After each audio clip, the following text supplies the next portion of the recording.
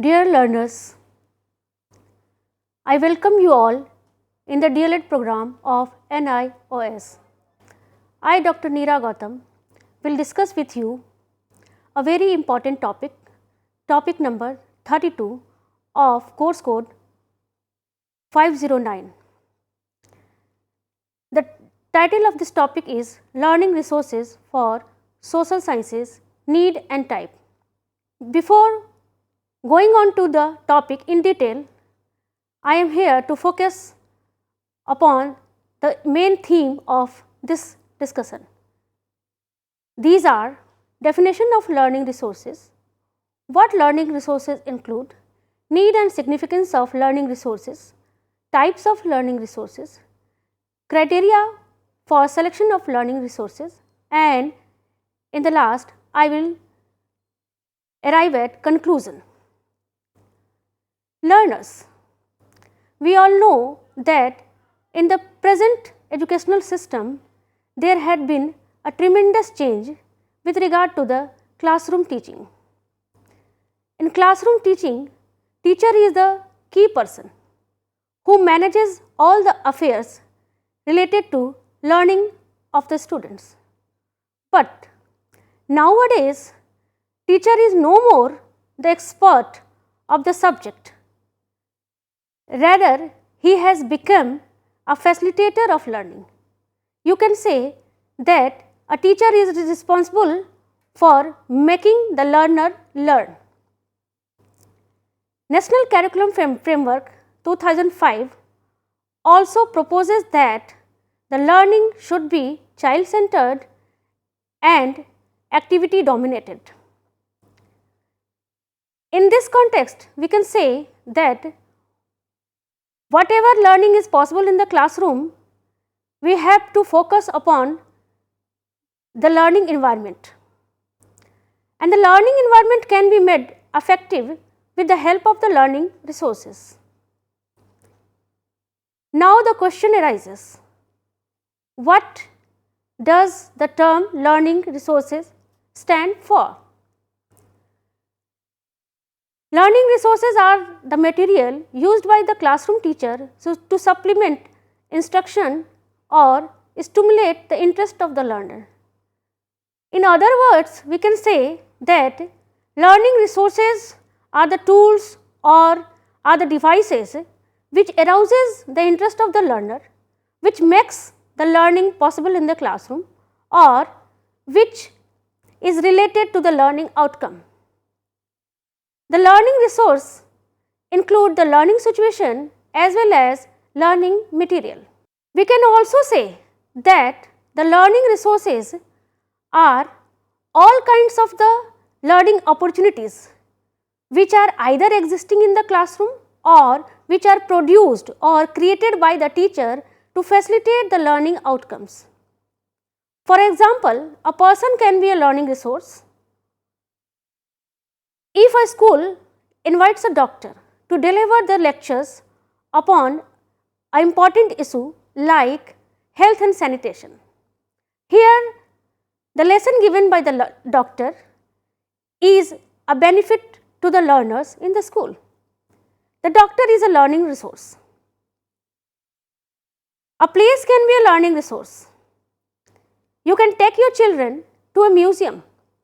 In a museum, the children can see the pictures of historical monuments, past evidences, replicas, and any other thing which is related to history. Even the discoveries of science and technology are kept in museum also. The children come across vivid experiences. Going to museum is also a learning resource. When you take your children to the marketplace or grocery shop, they can have experience about the purchase of goods and services. They can know how the prices are determined. They can know the interactions which take place between the buyers and the sellers. In this way, the market or the grocery shop can be a learning resource. Now, we come to the next, that is what learning resources include. We can see learning resources include textbook, it may be printed or digital, workbooks, worksheets, manipulatives, blocks and beads. The blocks can be used for the counting purposes, flashcards, educator workshop, non-fiction books, posters, educational games, apps, websites, software, online courses, activity books, graphics, novels, reference books, DVDs, CDs, magazines and periodicals, student guide, teacher guide, labs, models, movies and television. The next thing which I would like to share with you, that what is the need or significance of learning resources. In other words, what is the contribution of the learning resources in classroom teaching? The first deals with the direct experiences to the learners. There is a Chinese proverb, I hear, I forget, I see, I remember, I do, I understand. This proverb emphasizes upon the role of the learning environment. When learning resources are brought into the classroom, the learner makes uses of more than one sense. He can touch the learning resource, he can play with it or he can feel with it, he can see the learning resource, he can smell it. It means the learning resources provide direct experiences to the learner. The second one is about clarification of the content. There are so many concepts or subject matter which are written in the book, but their language is so vague that it is very difficult for the learner to derive any meaning out of it. But when the teacher uses the learning resource, it makes an image in the mind of the learner and there occurs a clarification of the content. It means the content becomes very easy for the learner. The third one is longer retention of information. We all know that forgetting is an integral part of our memory, or forgetting is the tendency of all the human beings across the world. Psychological tests have already proved that whatever we learn, we forget 85% of it within a night. In this situation, learning resources are the boon. When we bring the learning resources in the classroom, anything which has been taught in the classroom, it can be saved in our memory or brain box for a longer time. The next one is organizing classroom teaching. In a classroom teaching, a teacher has to go through the various process like introducing the topic, presentation of the topic, recapitulation and evaluation. In all these stages, a teacher makes use of the learning resources. For example, if a teacher in history has to teach an important topic of history, revolt of 1857, for introducing the topic, he can make use of pictures of the historical figures like Rani Lakshmibai, Tatya Tope, Nana Fadnavis, Veer Kunwar Singh, etc. Moreover, for elaborating the points, he can make use of the map of India to show which were the places influenced or affected during the revolt of 1857. Next one is learning resources facilitate holistic learning. The term holistic means that it covers cognitive, affective and psychomotor domain of a person. Suppose a teacher has to teach the topic in history titled Ashoka the Great.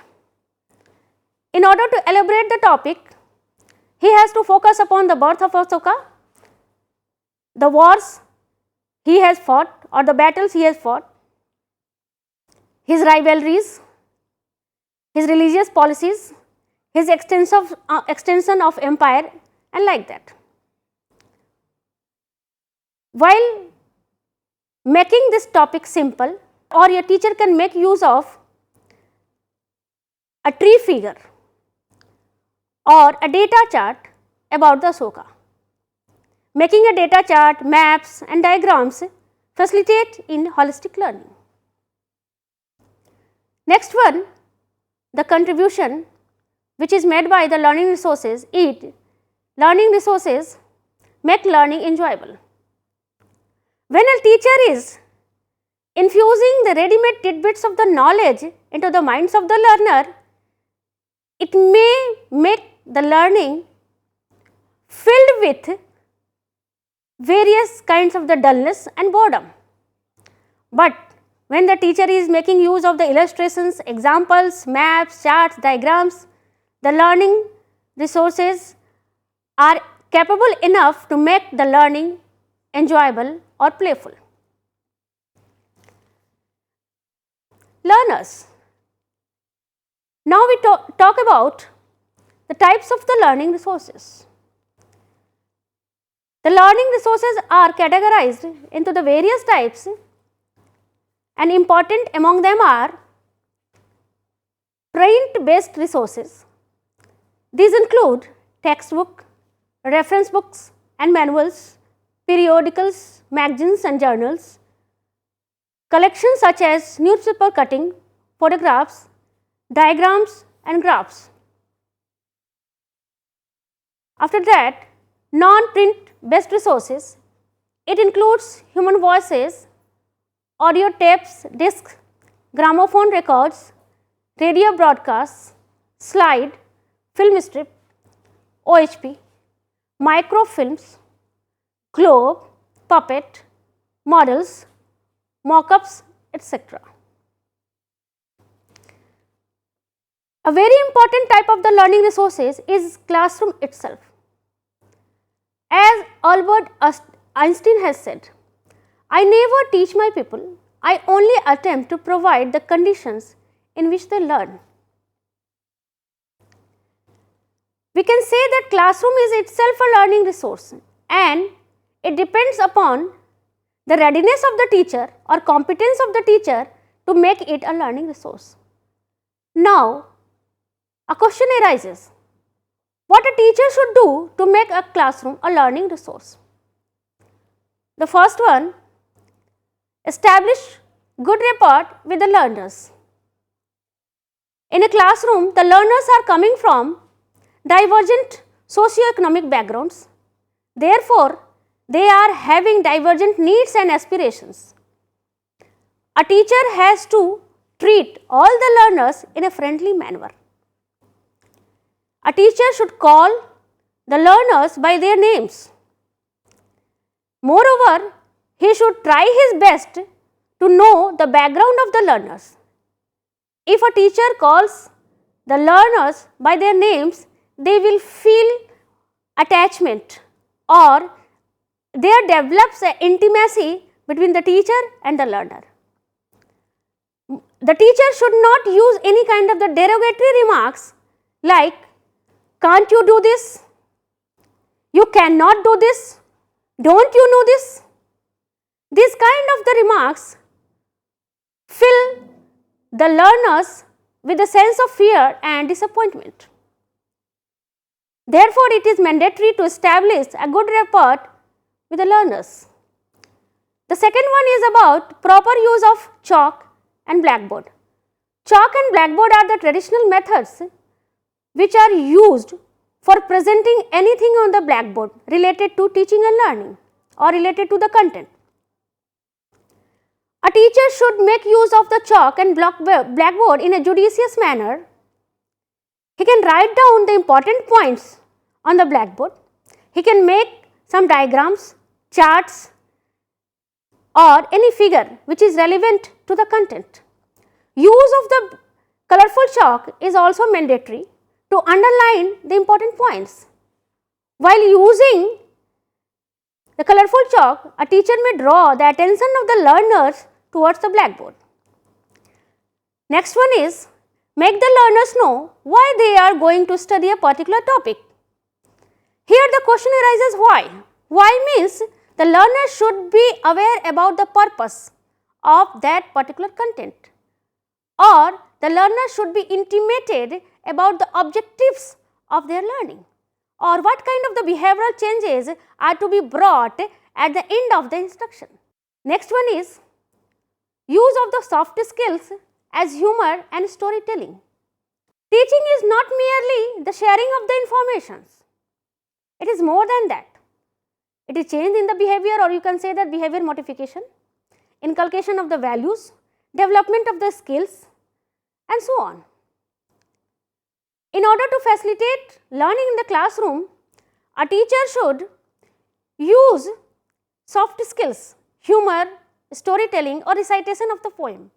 For example, if a teacher has to teach a very important chapter in history, 1857 revolt, he can start this chapter with the use of, or he can give the reference of the poem of Subhadra Kumari Chauhan, that is, चमक उठी सन 57 में वह तलवार पुरानी थी, खूब लड़ी मर्दानी वह तो झांसी वाली रानी थी. This poem is very attractive, and this poem has some lesson behind, or this poem has a reference to revolt of 1857.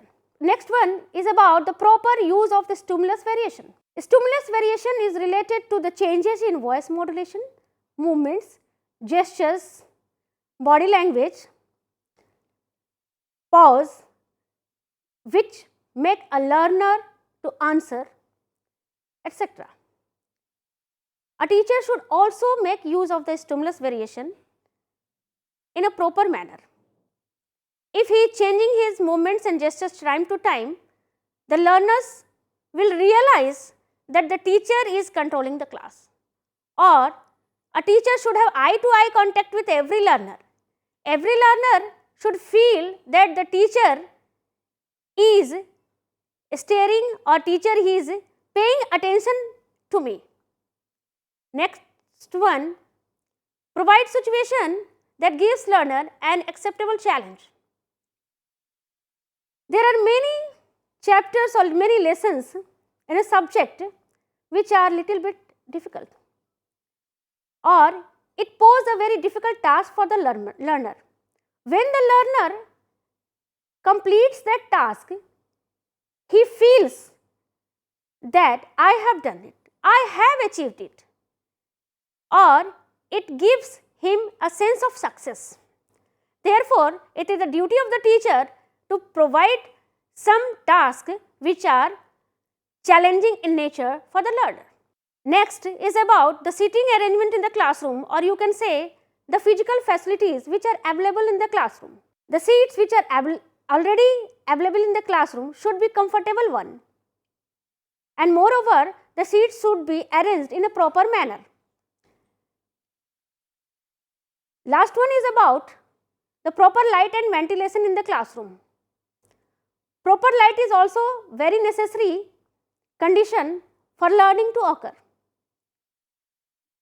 The temperature of the classroom should be moderate. It should neither be too hot nor be too cold. The temperature of the classroom should be adjusted according to the weather conditions. Next kind of learning resource is community resources. After family, community is a place which plays an important role in the education of the children. Community is itself a school where children learn about the history, about the natural environment, about the cultural practices, about the societal norms. It is the community which is helpful in inculcating all the values of human life, such as tolerance, empathy, sympathy, fraternity, interdependence, etc. It is the duty of the teacher to bring the community nearer to the school or to bring the school nearer to the community. It is the duty of the teacher to minimize the gap between the two. Now the question arises, how the community resources can be utilized. For example, the people related with the various professions like medicine, teaching, mathematics, science and technology, business, they may be invited to the school to deliver the lectures on the area of their interest. Even the students can be helped to take part in various community services like plantation, environmental protection, sanitation, campaign for the child rights, campaign against the dowry system, campaign against the women exploitation, and so on. The students can take part as a volunteers in various kinds of the community services also. Here the question is the types of the community resources. There are various types of the community resources which a teacher can use in the classroom as a learning resource. These are resources of geographical interest such as hills, valleys, dams, rivers, seaports, etc. Resources of historical interest such as forts, pillars, monuments, excavations, caves, etc. Resources of cultural interest such as museums, art galleries, universities, film studios, zoo, etc. Resources of economic interest such as marketplaces, banks, mills and factories, railway junctions, post and telegraph exchanges, etc. Resources of scientific interest such as scientific laboratories, broadcasting stations, thermal and hydropower generating stations, etc. The last category of the learning resource is digital learning resources.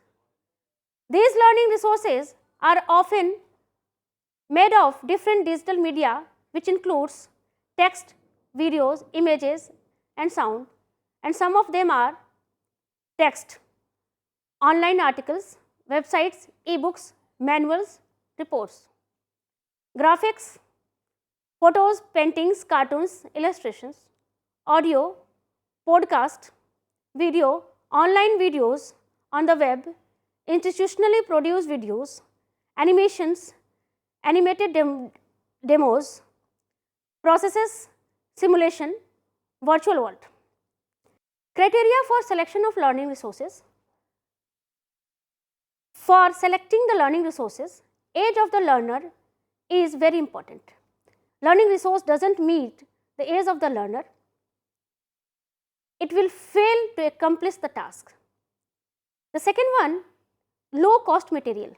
Learning resources should be made of the material which are very cheap or the material which a learner can afford. The learning resources should be easy to use or easy to handle. Moreover, they should be portable. It means that they can be shifted from one place to another place. Able to meet the requirements of the curriculum. Curriculum involves all kinds of the experiences and the learning resources should cater to the curricular needs also. Coverage of all kinds of the domains. The learning resources should touch upon the cognitive, affective and psychomotor domain of the learner. Flexibility, it means that the learning resources should be such that the teacher should be capable enough to use wherever the situation requires. Interdisciplinary connections. It refers to the thing that the learning resources should have bearing upon the various subjects, or in a broader context, the learning resources should be touching the real world. Now I conclude this discussion. Learner participation in the learning process is an important aspect of the classroom teaching. It can be ensured by use of the learning resources. Learning resources are the material which a teacher uses to facilitate learning, understanding and acquisition of the skills by the learner. There are various types of learning resources: print based, non-print based, classroom as a resource, community resource, digital resources. But it depends upon the expertise of the teacher to identify these resources and make use of them in the classroom to make the learning meaningful and enjoyable. This is all about learning resources, need and type. Thank you, learners. Thank you very much.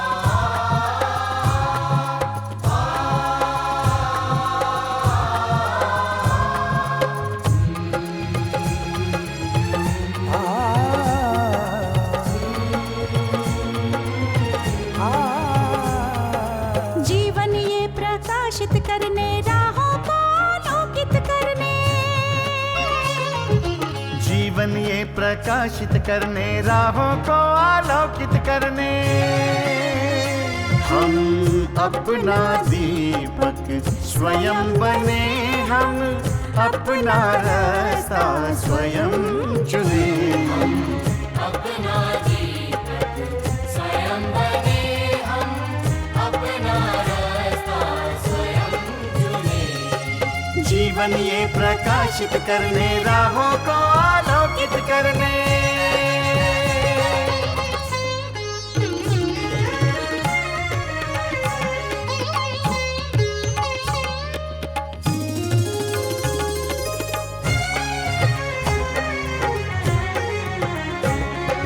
धन साधन समय की सीमा से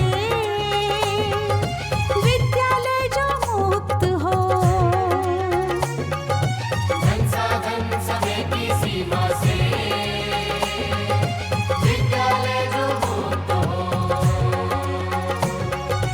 कभी पढ़े हम कहीं पढ़े वे विषय की लोच से युक्त हो। कभी पढ़े हम कहीं पढ़े वे विषय की लोच से युक्त हो। मित्रों हम उठे और जागे, मंजिल आने की ध्वनि सुने। हम अपना दीपक स्वयं बने, हम अपना जीवन ये प्रकाशित करने राहों को आलोकित करने।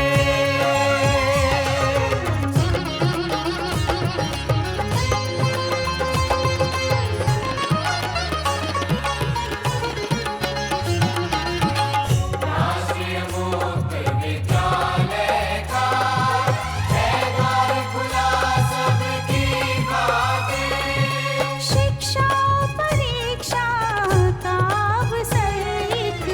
बार ही क्यों मिलता फिर शिक्षा परीक्षा का अवसर एक बार ही क्यों